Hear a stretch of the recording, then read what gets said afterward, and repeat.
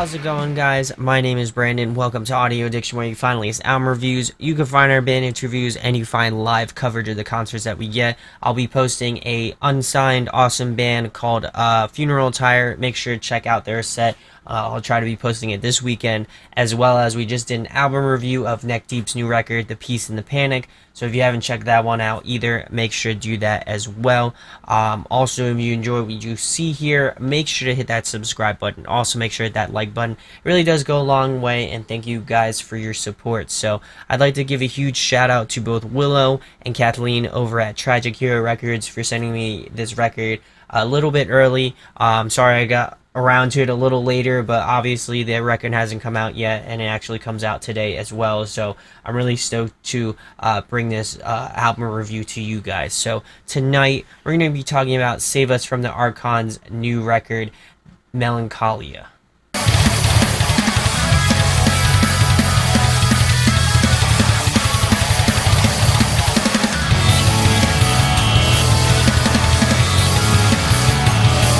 So I have heard of this band in passing.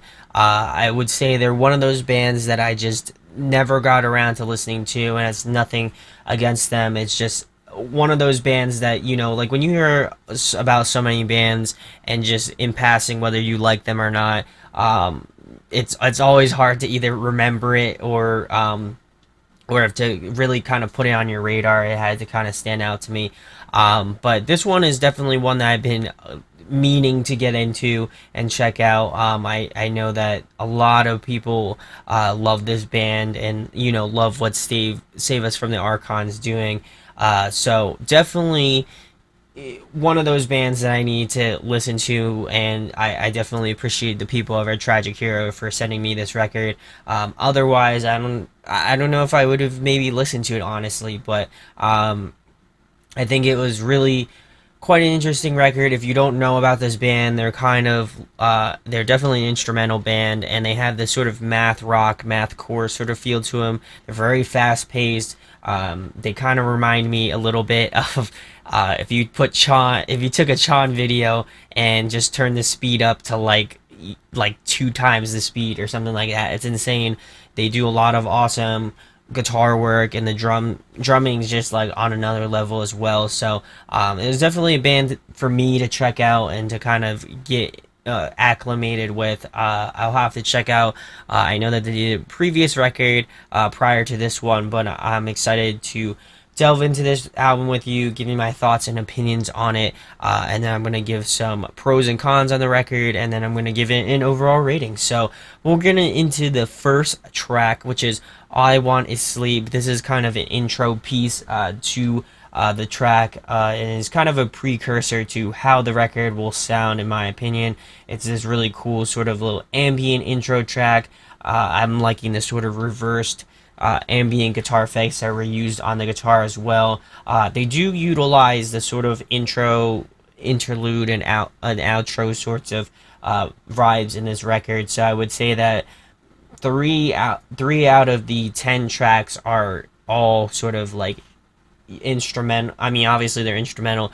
They're sort of like, you know, intro, outro, or interlude, respectively, obviously. So we'll move into track number 2, which is the kind of the meat of the record, in my opinion, Within Walls. This one, just the guitar work off the bat, honestly took me just by surprise. It was just, I don't even know. I'm really kind of honestly speechless on the guitars. I've been playing guitar for quite a bit of time, and it was just impressive to me to just hear the styles and the things that they're doing on the guitars. It was something that definitely stood out to me personally, and I feel like it stands out to a lot of people personally as well. Like I mentioned previous, it feels like a Chon song, or Chon band in general, on steroids. I know I keep referring to them and Chon phrasing. I know that they are, some people might say that they are better than Chon, which in terms of just instrumentally and just how they write stuff, is, I would 100% agree with that. However, I feel like the instrumentations is just on another level. Honestly, it's syncopated. It's definitely has that math rock, mathcore influence, as if that wasn't clearly evident if you haven't heard about this band. And I definitely feel like the drums are kind of on the same sort of intensity and sort of level as the guitars. Also, technicality wise, it's on the same sort of level as well. And I also appreciate the sort of ambient leads mixed throughout the track. It really kind of adds this little extra little bit into this one. And I definitely feel like if you are into that sort of just insane sort of guitar parts with the addition of sort of ambient sort of more melodic based endings, I definitely feel like this is how most people would appreciate this band. I definitely feel like the end is very similar to the intro, as in it has just a lot of just ambient pieces going on, a lot of etherealness throughout the ending of this track, and it definitely gives the listener an idea of how a lot of these other tracks throughout the record will pan out, in my opinion. So we're gonna move it into track number 3, which is Thread Between. This one is one of my favorites. Sorry, I'm getting tongue tied.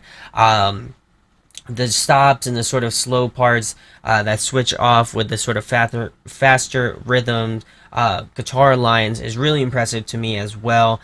Just the sort of again the stop starts, the just the sort of breaks that they have throughout the track have been really interesting. Just as somebody that has listened through this album probably in the ballpark of between 5 and 10 times already, it just really has that sort of just fast, intense feeling to it. And I definitely feel to me, it just it just insane, honestly.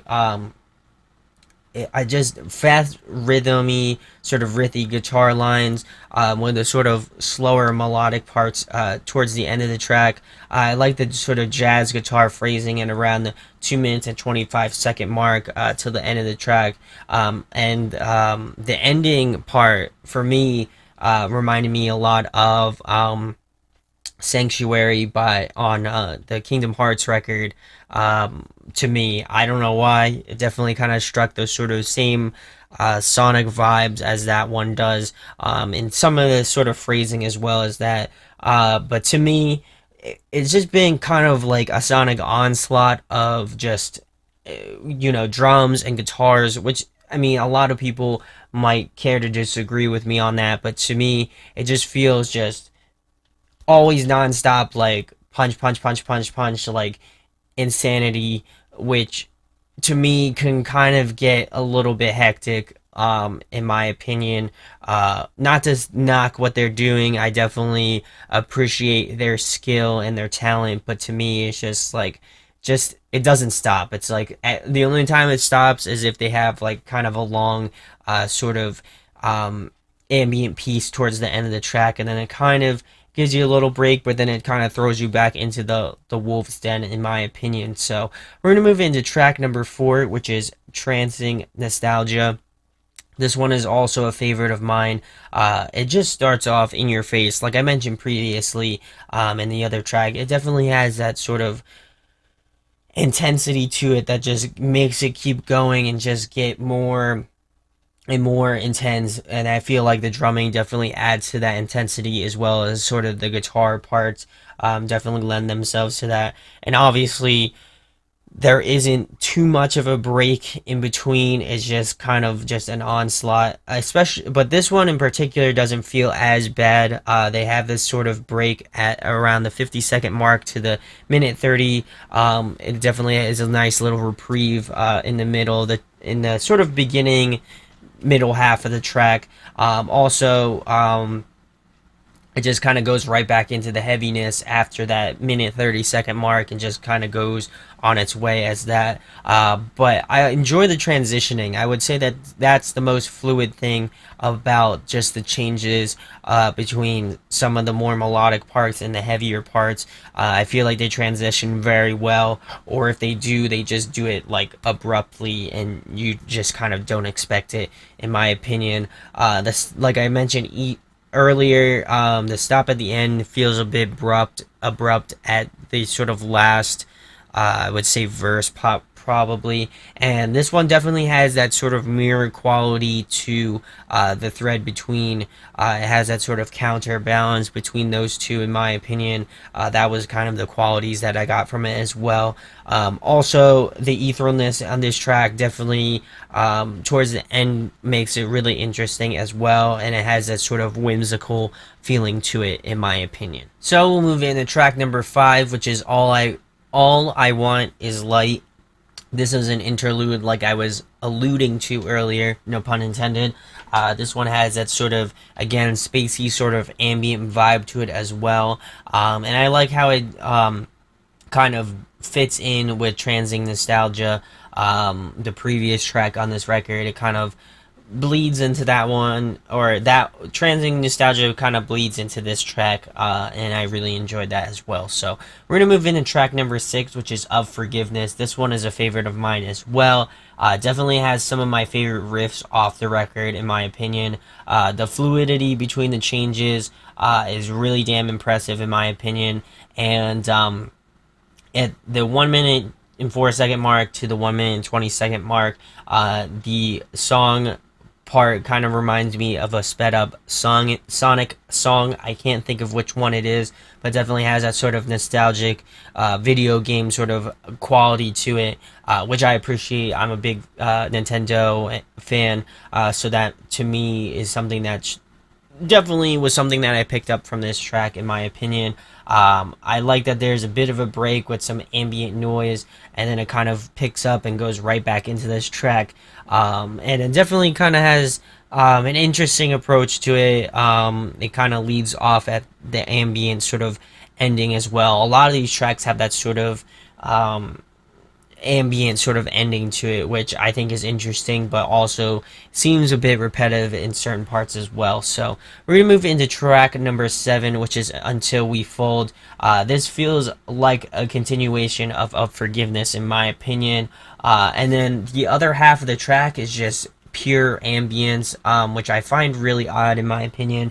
I definitely feel like they could have taken the song from around the 2-ish minute mark and just added it on to Of Forgiveness, and then just completely got rid of this track. Or, they could have just made it one really long track, which I felt like would even be better than that. It just feels like kind of like a cop out to me, in my opinion. Obviously, I'm not the biggest fan of Save Us from the Archon. However, I do appreciate when song structure is taken into account. I feel like this one was, while, sonically and in just, instrumentally, it's incredible. I just feel like song structure wise and album flow wise, this one just feels very much like just an addition to, Of Forgiveness. It doesn't feel like its own separate track, in my opinion. Like I mentioned previously, it just has a really long sort of ambient sort of piece towards the 2 minutes, and just pretty much the rest of the track, which I just feel is just a bad quality, and it just feels just overdone and kind of rehashed in a lot of these tracks, which is definitely something that knocks this down just a tad bit, in my opinion. So we're going to move into track number 8, which is Define Clarity. Liking the back and forth between the guitar lines and the intro. I thought that was definitely a cool little counterbalance in this track as well. The drumming on this one is absolutely insane as well. And just the intensity of the tracks just have been insane, in my opinion. There are some tracks, like I mentioned, Until We Fold, that have primarily that sort of ambient piece to it. But then there's just tracks like this one that are just balls to the wall, sort of high energy. So to me, I feel like there's no really balance between really just sort of in your face, 100 miles per hour tracks and sort of those more ambient pieces. There definitely needs to be kind of a bridge between those two, and I'm definitely not getting that, in my opinion. And just, I'm liking the reverby sort of melodic parts of a lot of these tracks. I feel like, They offer a little bit of relief from just the intensity, like I've been mentioning a lot throughout this review. But it's just something to point out, and I feel like they can definitely improve on it, in my opinion. So we're gonna move into track number 9, which is "Lost in Reverie." This one is one of my favorites as well. I'm liking the sort of cool reversed lead lines at the 50-second mark to the around the 1 minute and 5 second mark. I feel like that was a nice sort of way to fit in that sort of ambient piece, but while still maintaining the save us from the Archon sort of vibe to the track. This one is definitely one of those tracks that to me is just Rift City. You're definitely going to be hopping on that train to Rift City and just going in. This one is definitely one to check out. At around the minute 50-second marks to the 3 minute mark, I like that the track kind of breaks up, and it's pretty much to the end of the track, honestly. It has this really cool sort of ambient piece that leads out into the end of the track, and I like that they incorporated drums on this ending piece. However, I feel like the drums are just a bit too much, like a lot's going on. I really like the sort of melodic pieces where, I do like the addition of drums in that sort of outro part. However, I feel like they could have just toned it down just a little bit. It just is too insane, and it kind of takes away from the real sort of tenderness and the sort of melodicness of the guitars itself. I feel like if the drums are going to go in that sort of direction, they need to have that sort of counterbalance to the track. I feel like if they were a bit slower and they just melded well, I would have really, really probably put this in the best track off the record, in my opinion. However, it just knocked just a slight bit more. However, I still think it's the best track off the record, in my opinion. It just has that great element of, the ambientness that you know and love from this band, but also those really sort of technical, in your face guitar lines, and it just meshes very well. The structure felt the best in this track, in my opinion. So we're gonna move into the last track, which is track number 10, which is "All I Want Is Endless." This is a cool little outro part. I feel like it's a continuation of "Lost in Reverie" as well. Like I mentioned, they use a lot of that sort of outro, intro, interlude sort of approach to this track and album, which, is a good or bad thing to me. I feel like it's a nice little break as well. But I'm going to get into the pros and cons of this record. I know I was a little bit hard on it, but I definitely say it with love, and with just admiration for this band. I definitely do appreciate the guitar work. I would definitely say that that's a pro. I would also say that the drumming is also a pro on this. Just the instrumentals in general were just top notch. However, it just feels like an onslaught. It's just in your face all the time, and then if it's not, it's really melodic and really ambient, which I do like. But there's no middle ground between the two. It just feels like either you're going 100 miles per hour down the freeway, or you're sitting in traffic, and there's that sort of slow sort of feeling to it. And to me, that's what hurts this album the most, in my opinion, is that there is no either reprieve, or there's no sort of counterbalance this sort of intensity, or just the non-intensity of the tracks. There's just no sort of basic sort of bridge that melds them together. And obviously I realize that they are mathcore and that's not their whole jive. However, flow wise, it just feels like everything's sort of cut off, and maybe I just, because I don't listen to enough math rock or enough math core to really sort of get that feeling. But it just definitely feels like it's just too much at certain points, and it just feels like it's going on at 100 miles per hour. Not to take away from what they do, I definitely do think that the guitar work's insane. I think that the drum work's insane. I think the bass work is insane. I just feel like intensity wise, they maybe need to not be at 11 all the time. It needs to have that sort of moments where it takes those breaths and those sort of spaces that make album really great. And to me, I feel like this felt just the tiniest bit short from that mark. So my overall rating for Save Us from the Archon's Melancholia, I'm going to be giving it an 8.5 out of 10. I think it's one, if you are interested in that sort of intense sort of guitar lines and just everything going in that sort of direction, and then also having that sort of ambientness as well. I feel like this album is right up your alley. If you just are a fan of instrumentals in general, I feel like this one is one to at least give a listen to. But to me, I definitely feel like they can tone it down just a tiny bit, and I feel like this band would definitely be among some of the the best out there in terms of instrumental music. Speaking of which, they are on tour with Eidola and the ongoing concept, and is going across the U.S. I don't know. They are not hitting my area, unfortunately, on this tour, which would have been awesome. However, they're going to be hitting, I think, like New York City is probably the closest one for me. But unfortunately, I won't be able to see them. So hopefully, in the foreseeable future, I'll be able to go check them out. So let me know in the comments if you think I'm right. If you think I'm wrong, I would really like to know why.